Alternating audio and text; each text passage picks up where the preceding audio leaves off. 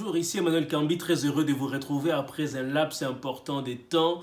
Et vous savez, Cambi Ministry, c'est votre chaîne, une chaîne qui vous propose des outils, des stratégies pour faire de vous un leader chrétien qui a véritablement un impact dans votre environnement. Aujourd'hui, je voudrais vous entretenir sur un sujet important, c'est celui de l'évangélisation. Vous le savez, évangéliser n'est pas chose si facile. Même si Jésus nous a dit dans Matthieu 28 qu'il faut aller de par le monde évangéliser, il n'en reste pas moins que c'est une tâche lourde et difficile parfois. Et pourtant une tâche qui est possible parce que c'est le Saint-Esprit qui nous donne le courage et la force d'aller sur terrain et d'apporter les messages de la bonne nouvelle. Aujourd'hui, je voudrais vous parler d'un principe que beaucoup ignorent dans l'évangélisation et pourtant qui est central si nous voulons avoir des résultats probants, des résultats à la hauteur de nos attentes. C'est celui de connaître les gens que vous voulez évangéliser. L'apôtre Paul à cet effet est un modèle, un exemple. Vous savez, lorsqu'il arrive à Athènes, dans Actes 17, versets 16 à 34, on nous rapporte qu'il a tenu un discours historique, parce qu'il s'est adressé aux hauts fonctionnaires de cette ville-là. Mais ce qu'on en dégage comme principe dans ces versets que je viens de citer, c'est que l'apôtre Paul savait à qui s'adresser. On parle des philosophes, on parle des juifs, on parle que les Athéniens et les étrangers allaient dans différents endroits, donc ils étaient souvent dans la place publique. Et l'apôtre Paul va rassembler un certain nombre d'informations afin de définir sa stratégie d'évangélisation. Et justement, on va voir que l'apôtre Paul va leur parler des philosophies. Il va leur parler plutôt de leur philosophe.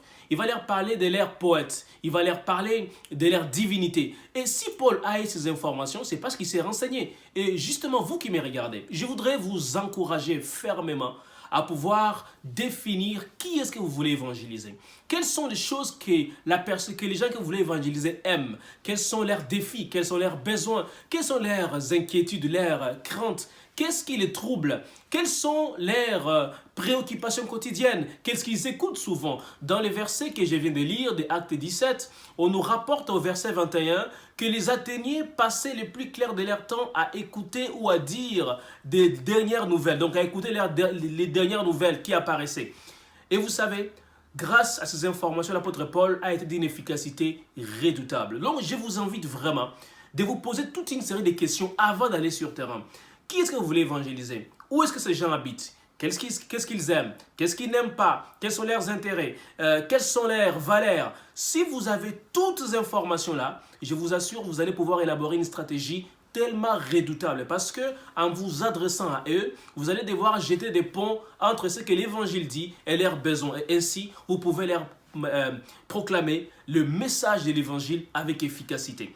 Voilà ce que je voulais vous partager aujourd'hui. Écoutez, je crois vraiment que Dieu va vous transformer à un évangéliste ou à une évangéliste de puissance. Je souhaite vraiment que 2019 ne se termine pas avant que vous ayez parlé de Jésus à quelqu'un. 2020 arrive très bientôt. C'est une année qui va nous surprendre à bien des points parce que Dieu va agir dans les églises. Dieu va susciter des évangélistes.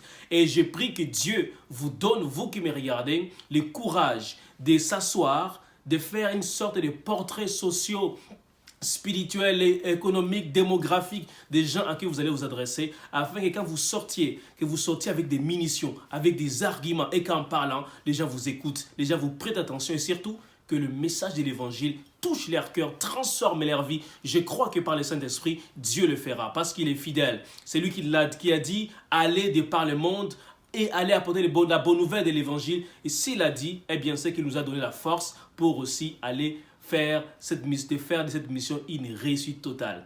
Je vous souhaite une excellente journée. Surtout, je vous invite s'il vous plaît à aimer la page.